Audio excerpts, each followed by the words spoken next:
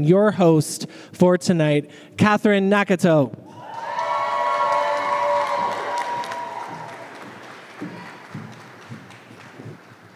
Hey, y'all. God has been good to me and good for me. Hallelujah. Okay. Thank you guys so much for being here tonight. It honestly means the world having this space sold out. Y'all, we sold out the Museum of Science tonight. Now, I'm not perfect, so I may not get every fact right. I may stumble on my words tonight, and I just ask for a little grace.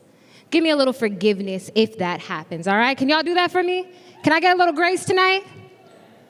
Now, a lot of you guys seen this on my platform that I've created called Museum. It's a play on the word museum, but there's an emphasis on you-seum. The reason why I did that is because I wanted y'all to know that I see you, we see you, and I hope you guys see that we can disrupt the spaces in museums. We can change the narrative of what exists in a museum space, and I really hope tonight y'all get to see a glimpse of that. Disrupt the Narrative is an experiential conversation series centered on radical narrative change. Through conversations, we will engage in how we disrupt the narrative in art, history, science, culture, and people personally. And tonight, our special guest is Dee-1. Give him a round of applause.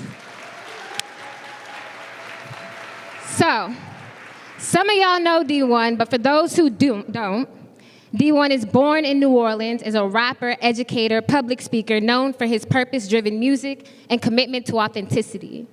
A former middle school math teacher, Dee-1's unique blend of hip-hop and positive messaging has made him a standout in the industry.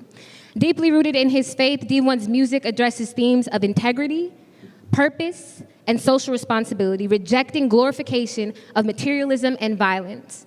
Beyond his music, Dee-1 is a passionate advocate for financial literacy, youth empowerment, and social justice, using his platform to inspire others to be real, be righteous, and be relevant. Without further ado, y'all, give it up for Dee-1.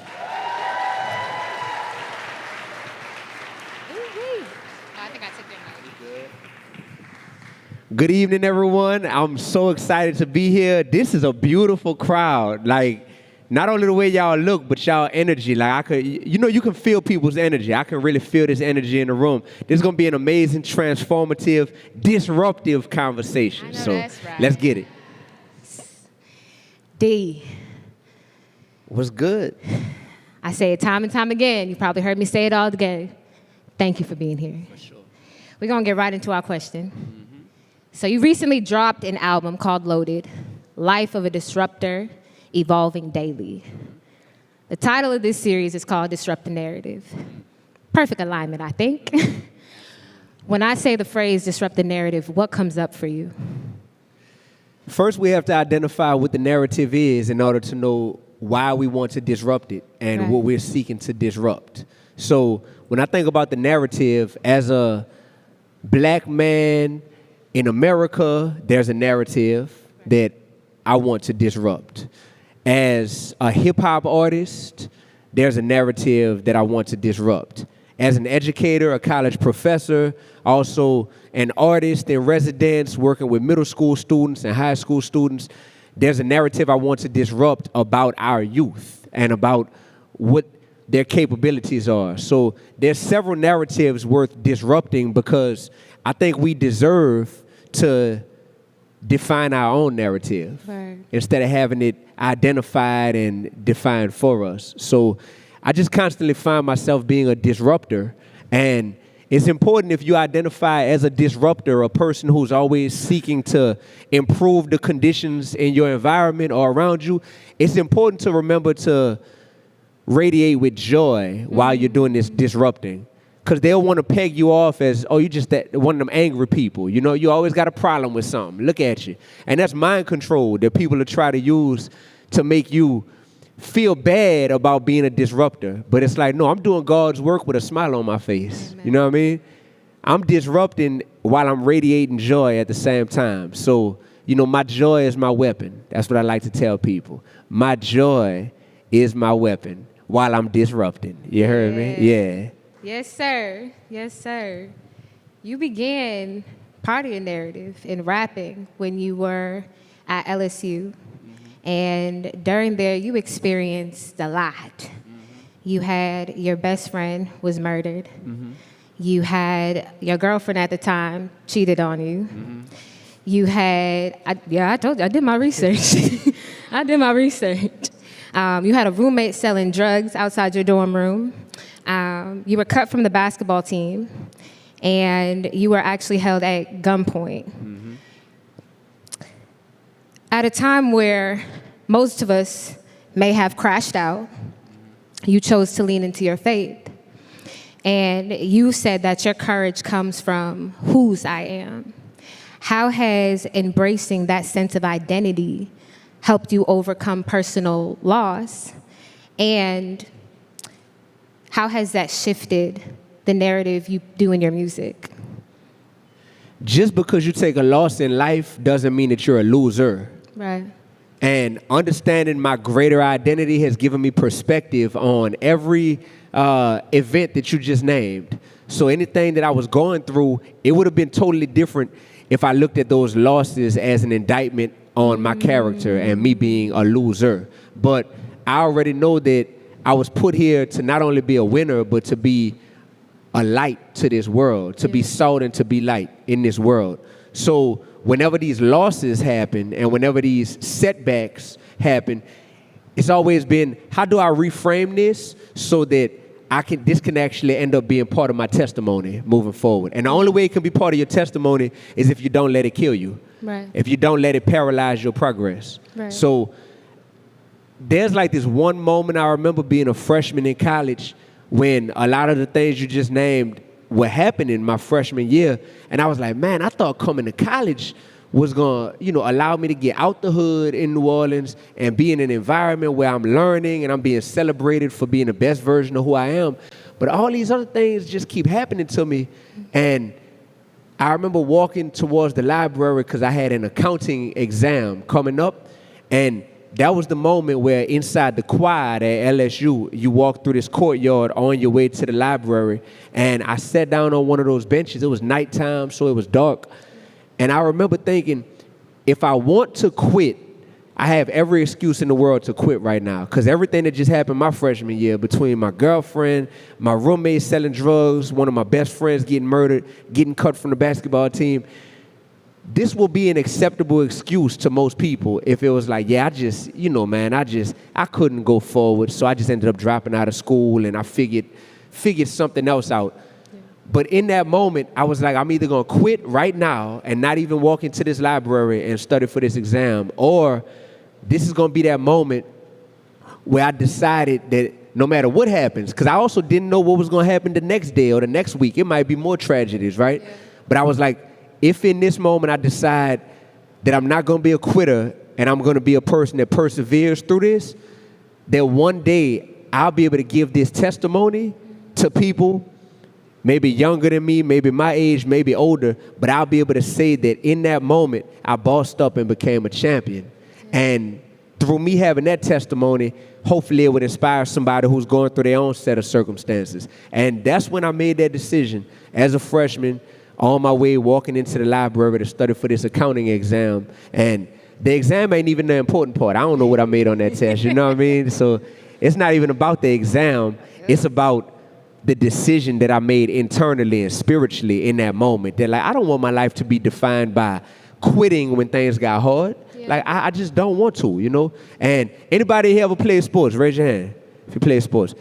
I love playing sports, and I'm such an advocate for playing sports because it teaches you resilience and perseverance when times get hard. We've all trailed in a game before, you know what I mean? And we know what it's like to say, well, we're down, but that doesn't mean that the game is over. You feel me? And the game of life isn't over until we take our last breath. Right.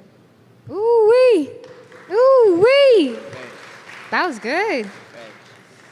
One thing about you be in your Bible, but you be in your bag too.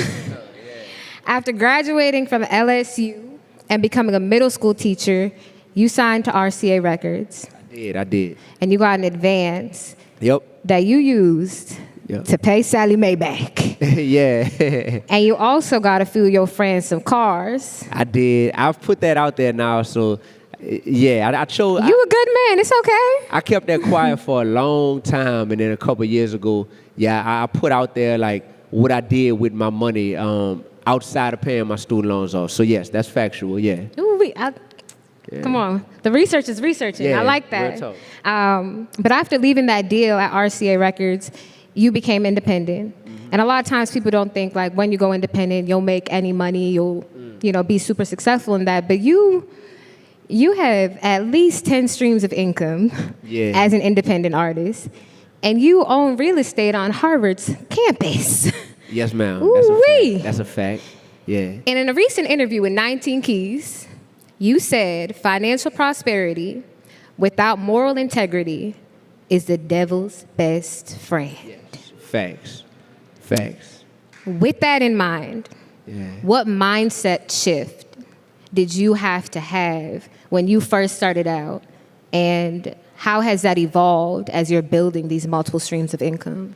Well, I was poor for a long time, so I had a lot of time to work on moral integrity before I could work on financial prosperity. You know what I mean? So when I was poor and when I didn't have the financial prosperity part as even an option, it was me focusing on the fact that, man, life is all right, even if I'm not quote unquote rich or wealthy by the world standards. Life is all right as long as my character is intact and as long as I treat people with love and respect. Like, life is okay. Like, it's darn good, to tell you the truth. Like, it's great without that. So now the challenge becomes, when the financial prosperity does arrive, how to preserve that character and that commitment to moral integrity. You know, I don't think that a lot of people realize how, if you believe in God in any way, shape, or form, no matter what religion you are, you have to know that God cares about your character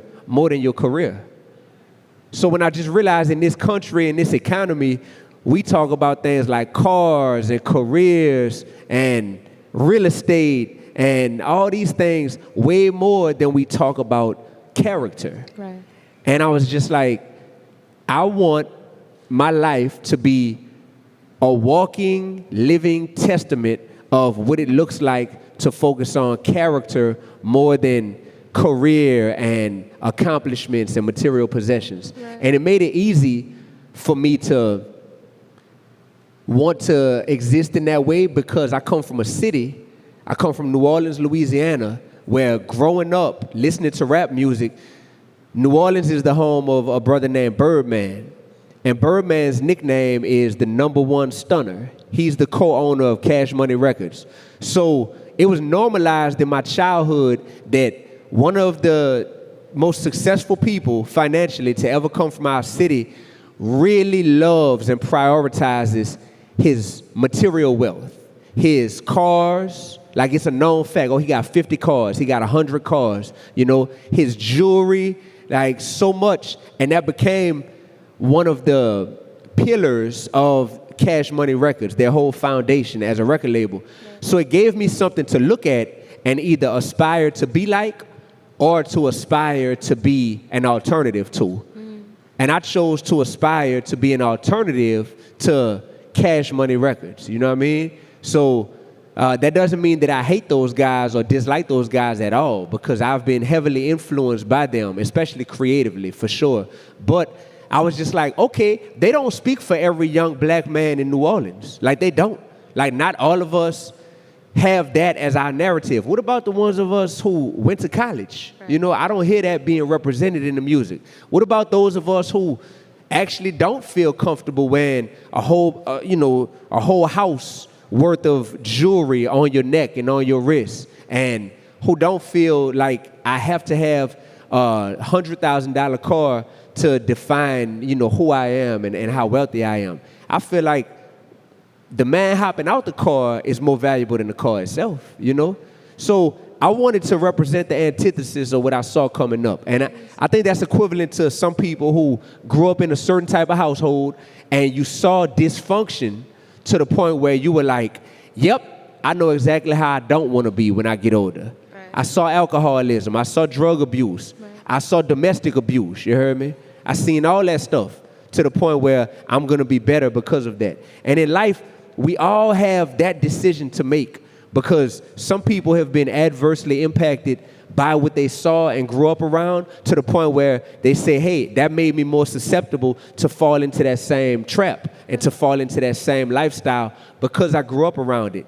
But just as easily, our willpower, our prayer power, and our intellect and our work ethic can make it to where we can see something and say, no, I want to disrupt that narrative. Right. You feel me?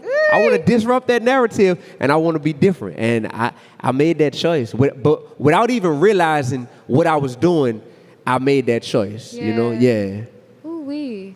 Thank you for that. For sure. I think one of the biggest things that helped me on my financial journey was having some OGs in my life.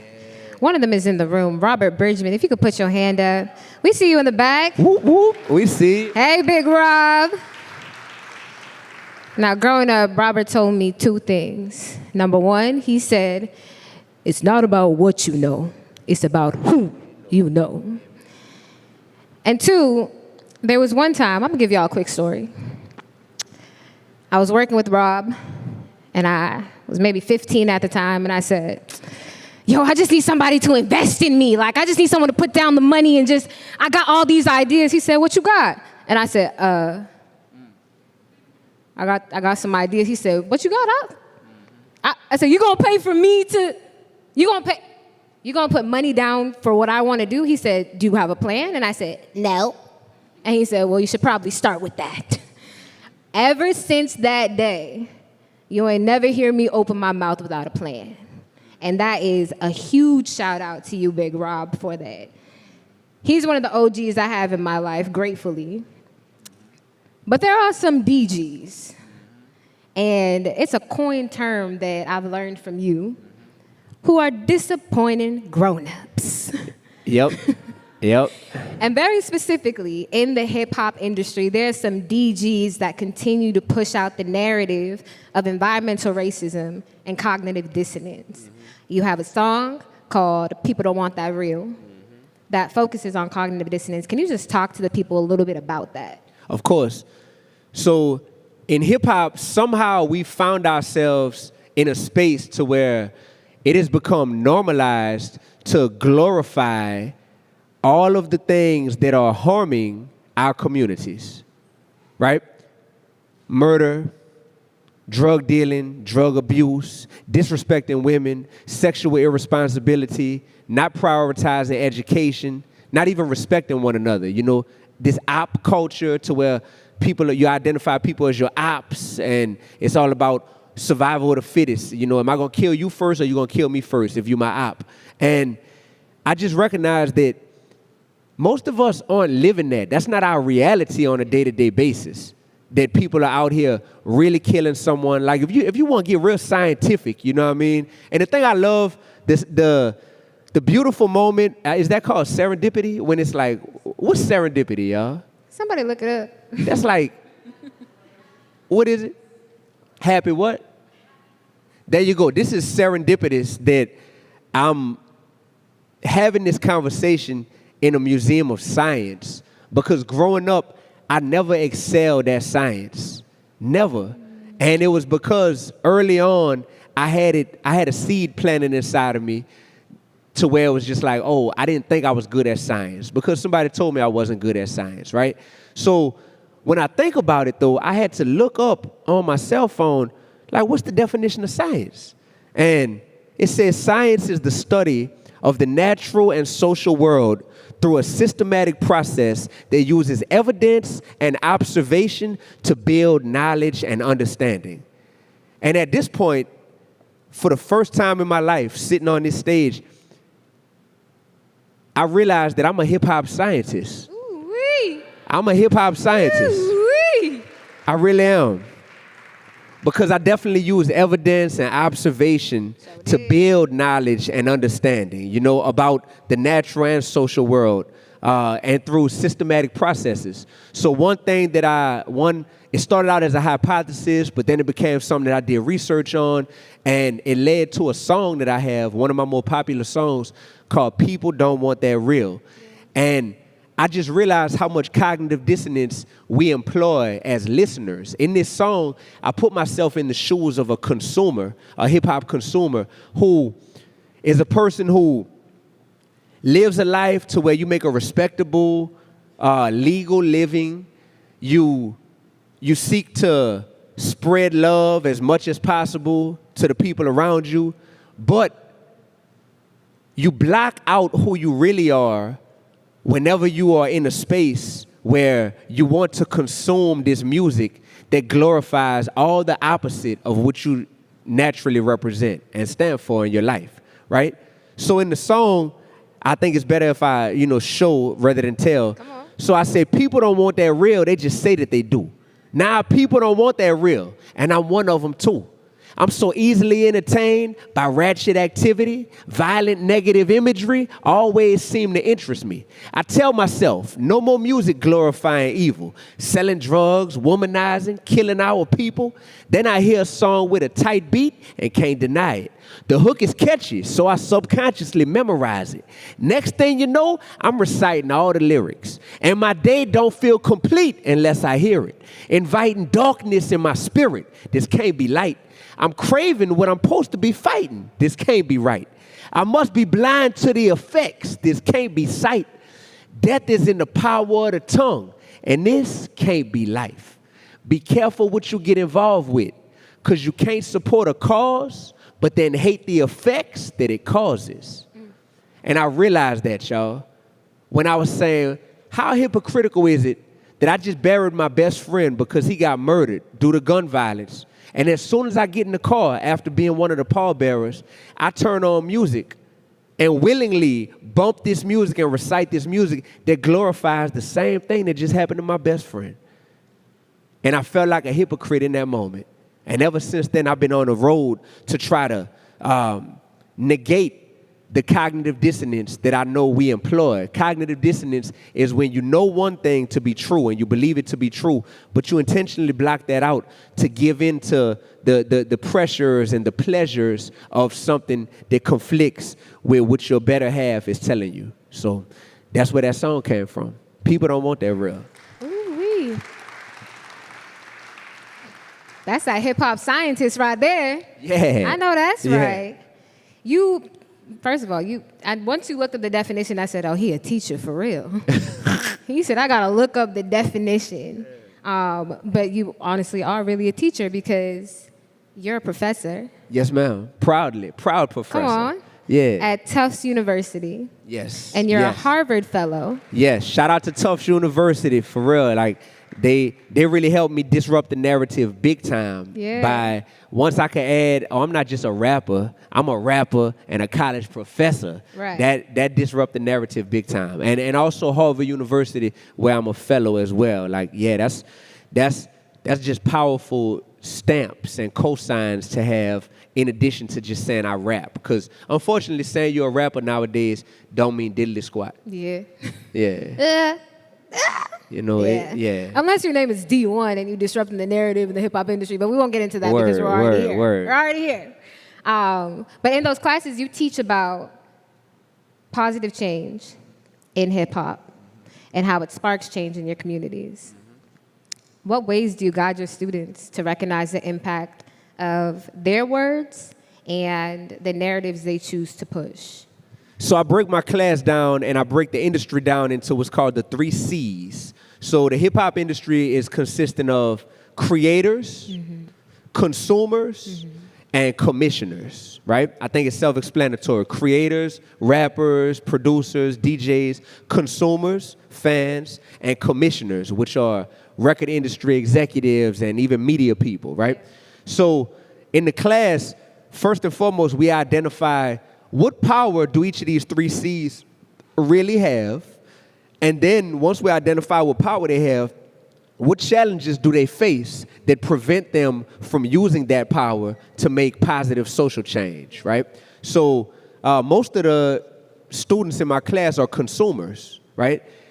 And as a consumer, you oftentimes don't realize that you have more power than anybody because there are more consumers than creators and commissioners combined.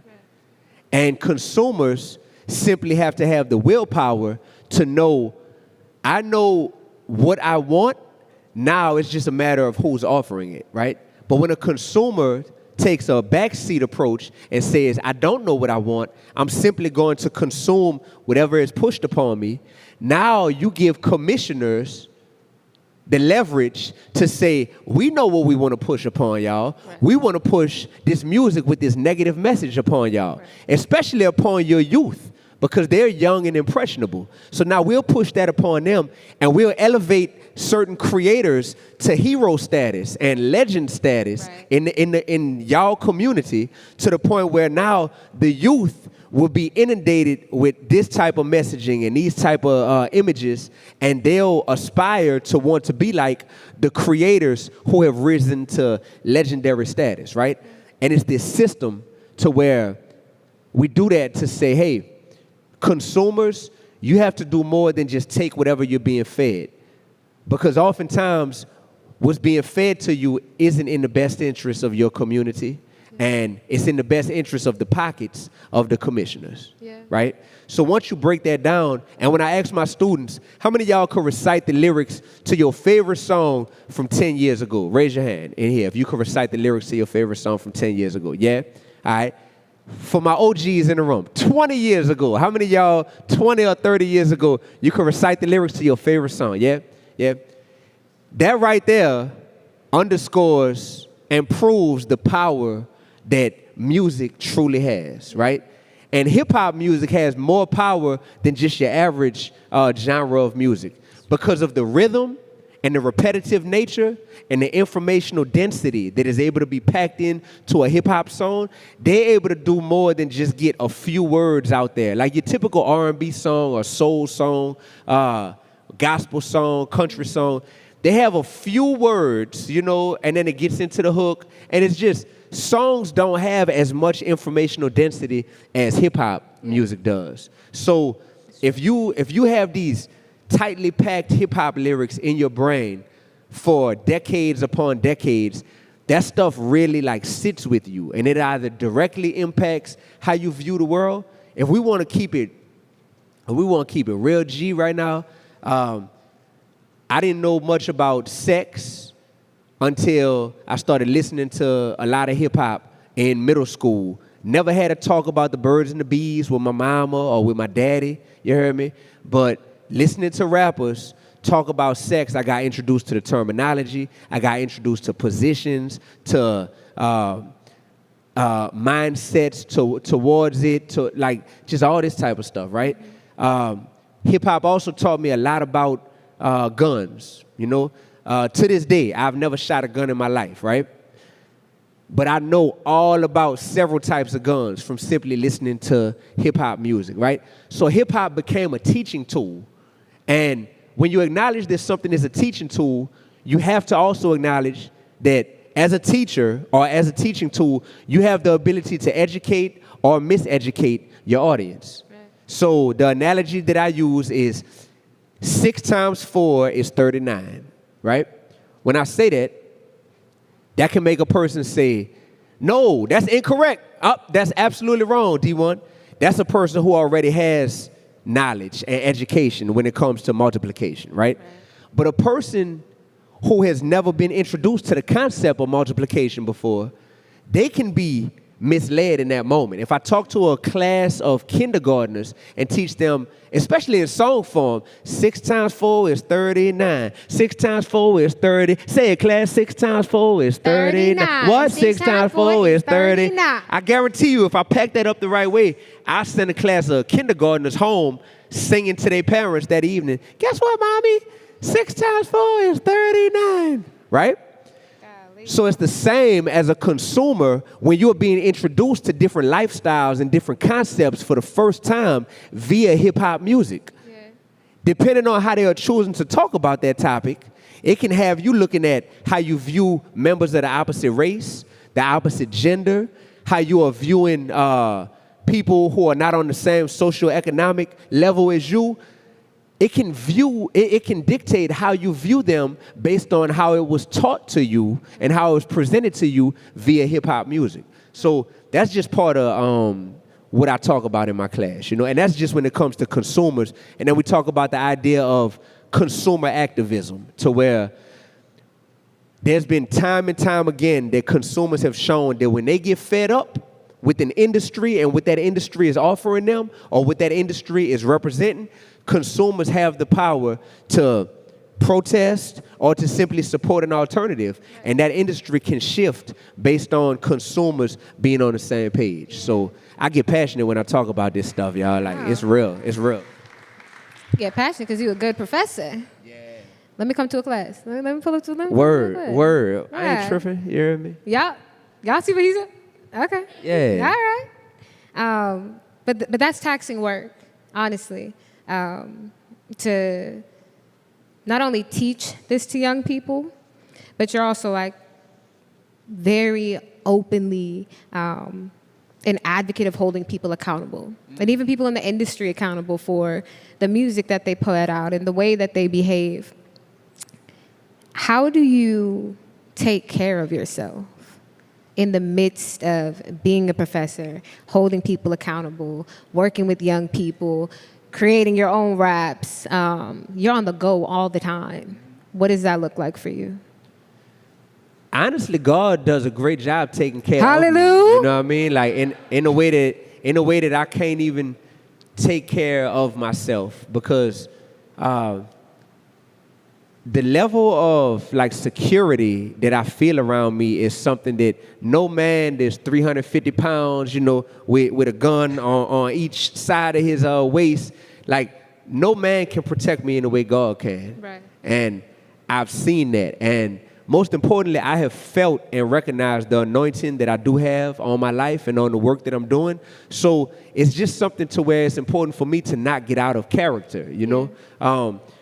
Being a disruptor doesn't mean that I can't disrupt in a way that's rooted in love, you know? Accountability is not an attack.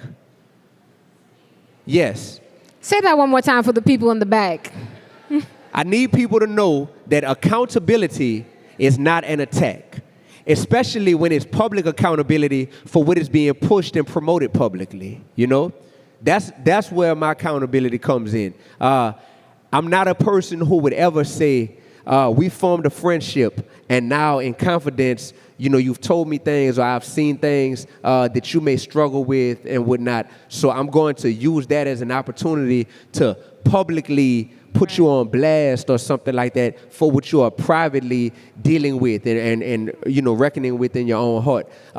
That's not how my character is designed either, you know. I don't come from a family of clout chasers. Right. I come from a family of blue-collar workers, a grandpa who died a year ago. I don't even like the word died. He just transitioned because Lord knows he ain't dead. And just a grandpa who I saw do so many, like,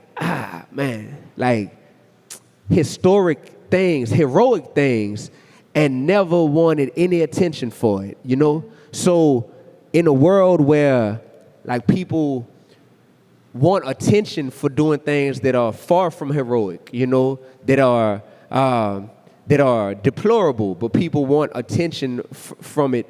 I just don't come from that type of heritage, you know? So for me, the accountability piece is simply an extension of my desire to be an educator. Because if you're a rapper and you're putting your music out publicly, it's already out there for everybody. So if I have commentary on it, or if I have commentary on public events that are taking place, or currently, you know, everybody's talking about Diddy and what's going on with Diddy, freak-offs and all this type of stuff, right? Everybody want to talk about the freak-offs.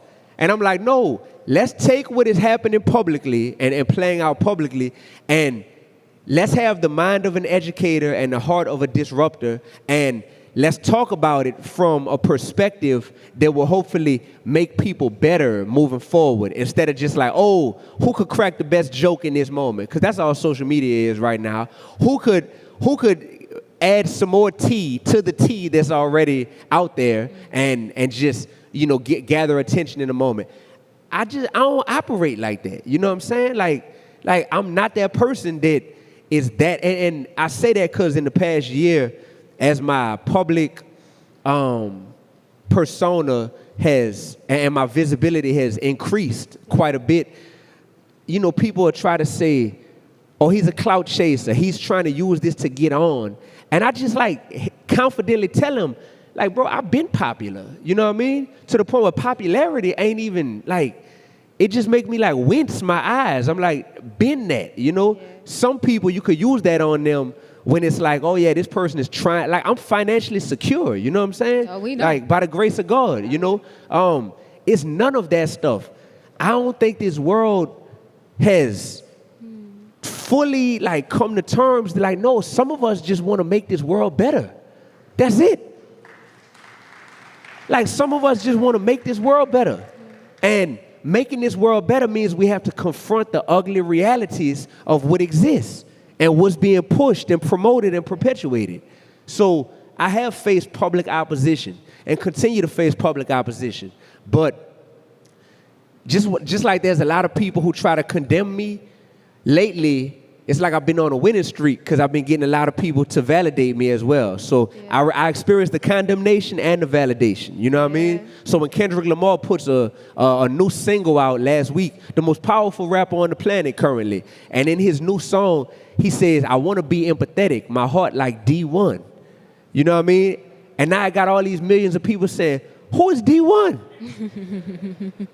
And it got me looking look, I didn't even know that was coming. Because I ain't talked to that dude in 13 years, you know what I mean? So that's an unexpected alley-oop, And I'm man, this is amazing.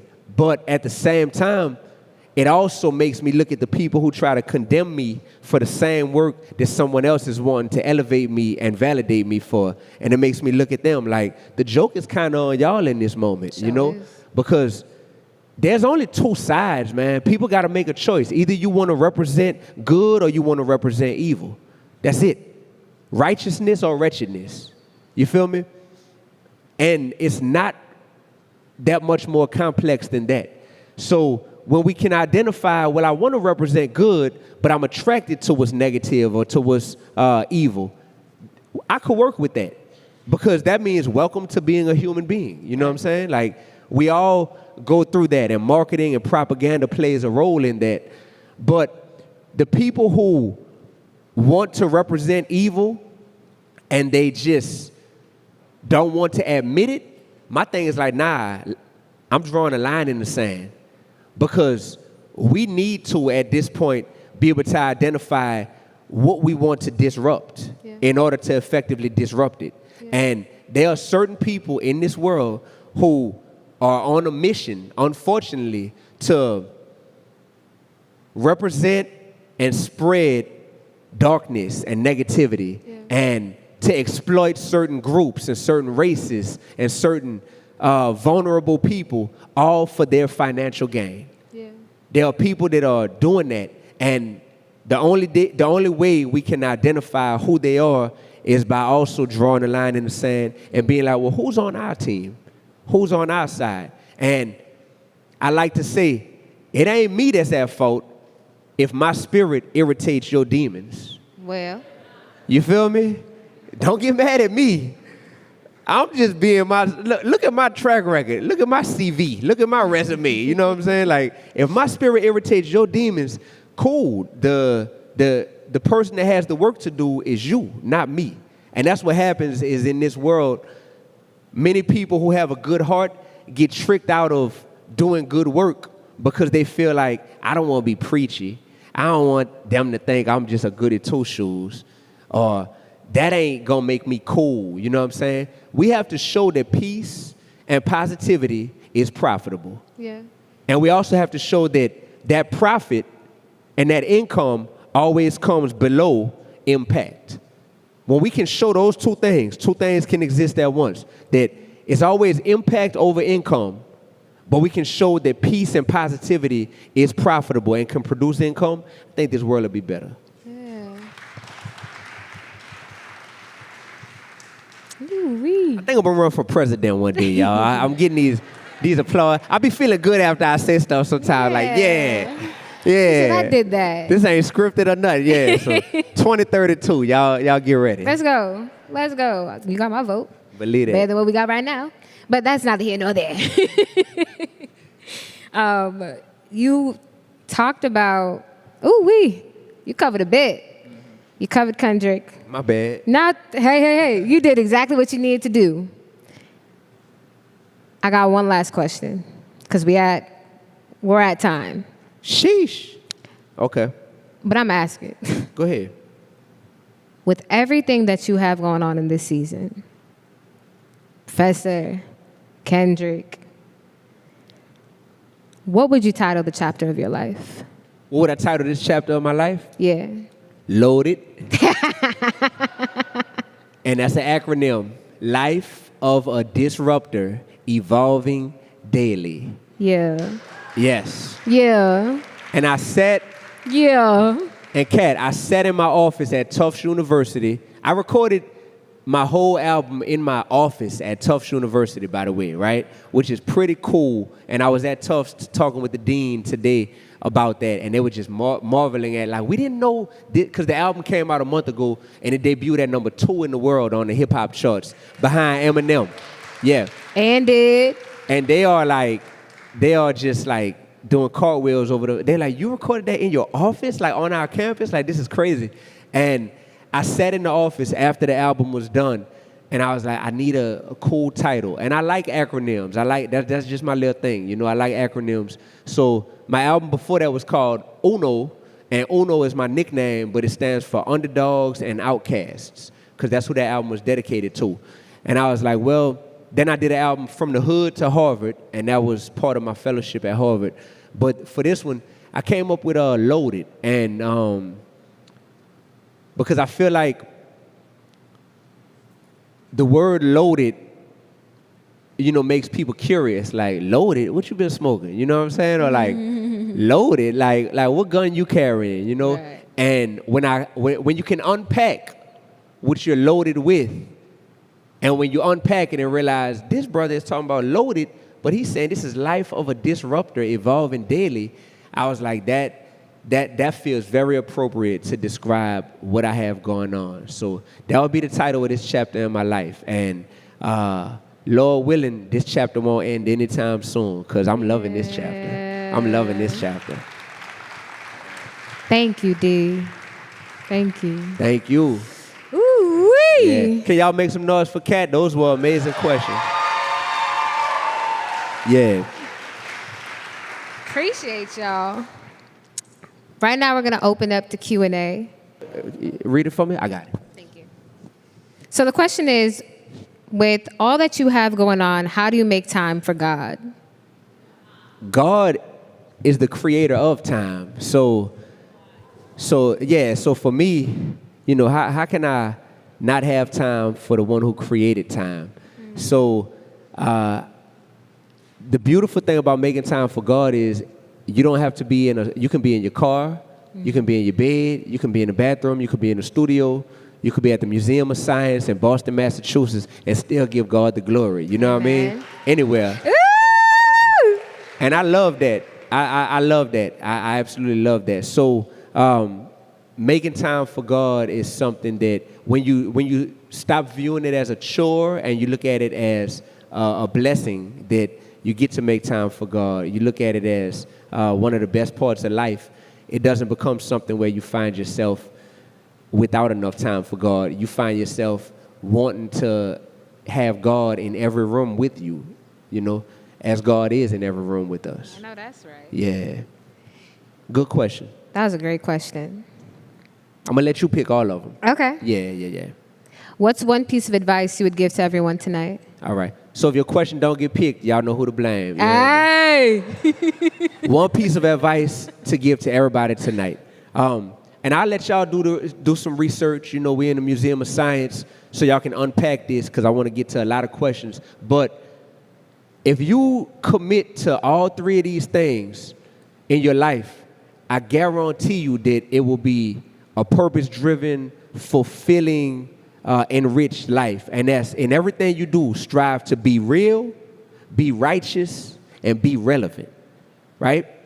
And I could do a whole dissertation unpacking each of those, but I've done it already for the past 15 years of my career. So be real, be righteous, be relevant. Take that, tuck that inside, and if you want me to unpack it, you just do a little research on me online, and you'll see me always talking about those things. But that'll be my advice to everybody. Not one, not two, but all three of them. Someone said, I work with 5th and 6th graders in the inner city schools providing leadership skills. What would you say is the most important thing to do with that age group? So with 5th and 6th graders, we have to normalize that doing the right thing is right and doing the wrong thing is wrong. Because right now, their brains are still forming, and they are seeing that a lot of the people who are seeing elevation in life are doing what certain people say, hey, don't do that. But then the same thing that adults are saying don't do, they're like, but those are the people that's the most popular. Those are the people that's the most famous and the most paid. So we have to normalize that doing the right thing is right at all times. And we also have to teach 5th and 6th graders that I call it finding your slingshot in life, right? So my birth name is David, and we know David in the biblical times defeated Goliath, you heard me? And he defeated Goliath by using a slingshot. The beautiful part about that story, and I'll unpack it in my upcoming TED Talk that's about to drop, the beautiful part about that story is that David was offered other weapons to battle Goliath with, but David knew what his superpower was. Mm-hmm. And it was like, man, thank you for the shield, thank you for the sword, thank you for everything y'all offering me, but this slingshot that I got, I'm nice with this, and I actually really enjoy this. I'm a beast with this slingshot.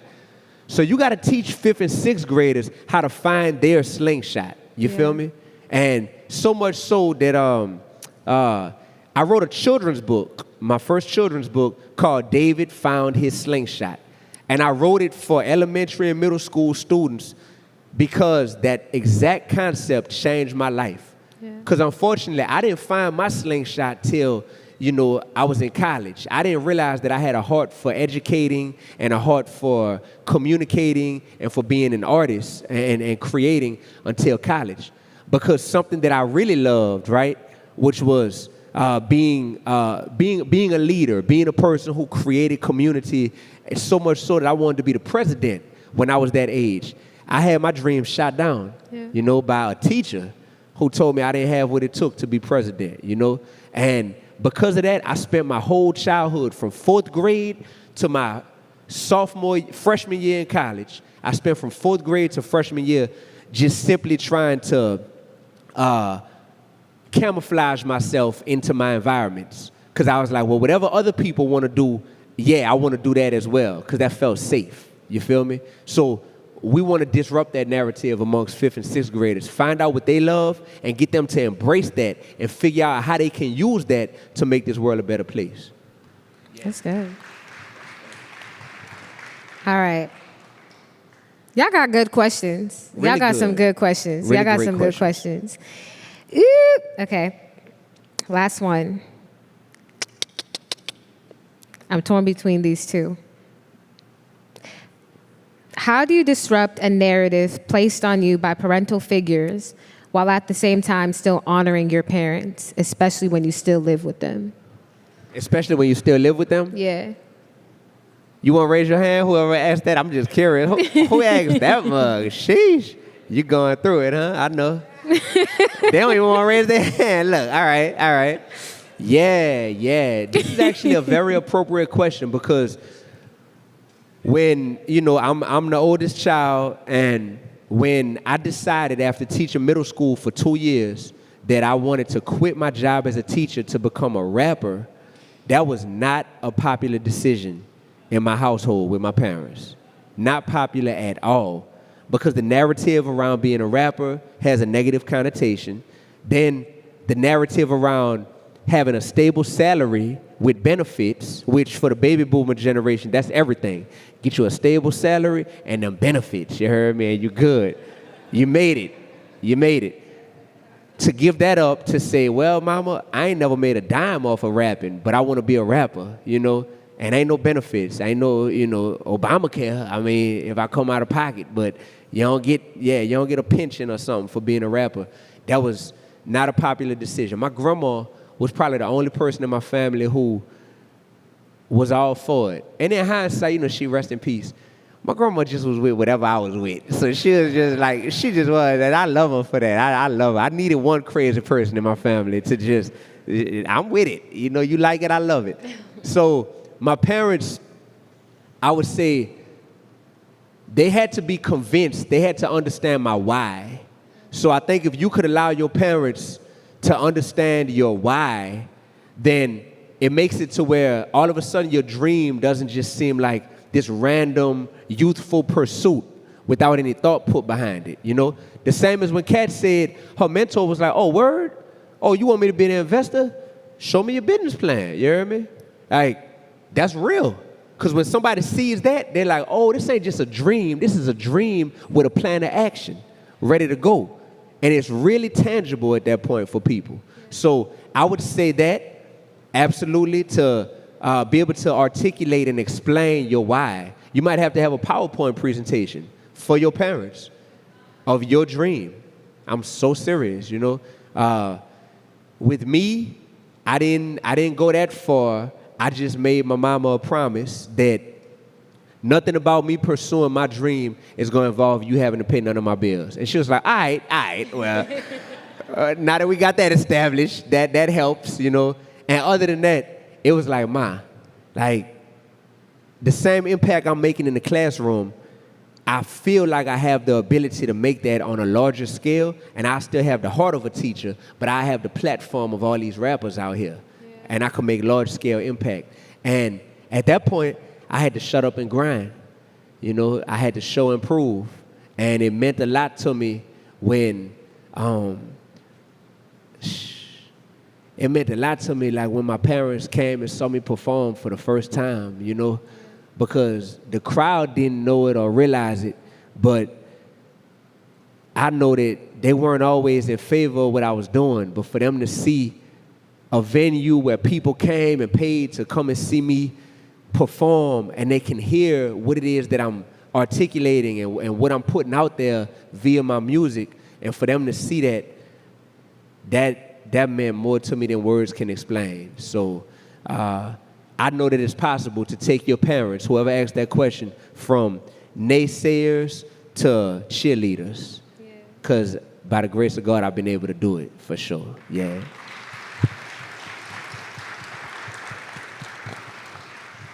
There was like 2 moments tonight where I almost cried, and I was you hear me? We ain't doing that.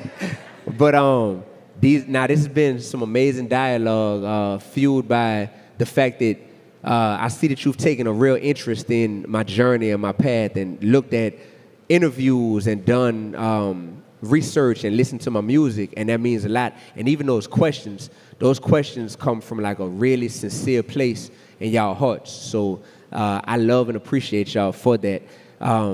Yeah, I know you probably got what you want to say, then I'm going to tell the people something before we, you know, get into the after the conversation is the after party, you heard me? Yeah.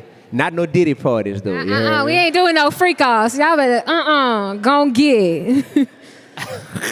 Ooh-wee. Ooh-wee. Thank you. Can y'all give a round of applause for Dee-1? Yes, sir. Yes, sir. All right. Go ahead and give a round of applause for Kat. Come on, she did. I love her.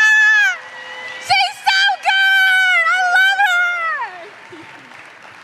Give a round of applause for the Lord. Come on, come on, come on, come on. Won't he do it every time? Yeah. Oh, he's a good, good God. Ooh-wee. Ooh-wee. Yeah. Y'all, thank you so much for being here tonight. It means the absolute world that y'all sold out the Museum of Science. It means so much that y'all are here. Right. Yeah. Now this is cool. I'm a transplant. I'm a Southern boy. I'm from New Orleans. So being up here in Boston for these past 2 years has been amazing to immerse myself in y'all culture and in how y'all like to interact and form community. And this has been really cool. I really appreciate the intellectual prowess of the city of Boston and all of you all, whether you're a transplant as well or whether you are born and raised here. This is a really cool, unique city, so I'm grateful for it. And this is something that, like, this has been put into my heart and my spirit as my platform has grown. 9 months ago, on January 1st, I launched something called the Platinum Pledge. In the music industry, going platinum is the absolute highest metric of success. So I turned platinum in true Dee-1 fashion into an acronym, and platinum stands for People Leading a Transformation Involving Newly Unified Mindsets, right? So the Platinum Pledge is saying a shift is happening right now. The purpose of the Platinum Pledge is to publicly unify all the people who vow not to create, support, or promote music that glorifies murder, drug dealing and drug use, the disrespect of women, and sexual irresponsibility. And the Platinum Pledge, I've been pregnant with this vision for 9 months now, and October 1st will mark, the beginning of the 10th month. So it's time to go into phase 2 of it. I've built this community of thousands of people who are like, we're on board with this. Like, we want a shift in the music industry, and we want to be a part of that shift. So this will be on the backside of it, and it takes 2 seconds. You scan that, and you sign the Platinum Pledge, and you'll be a part of this. And starting next week, on the heels of Kendrick shouting me out as this shift is happening, on the heels of Charlemagne from the Breakfast Club saying yesterday live on air, like, you know what, y'all, like, Dee-1 is right. Like, he's right about all this stuff he's saying about the culture. Like, it's just too much. We got Young Thug's killers on trial. Young Dolph's killers on trial. We got Young Thug on trial. Meanwhile, we constantly making and promoting music that's glorifying the same stuff that got all these people dead and in jail right now. So on the heels of all that, we about to really launch phase 2. So make sure y'all sign the Platinum Pledge if y'all agree. That's it.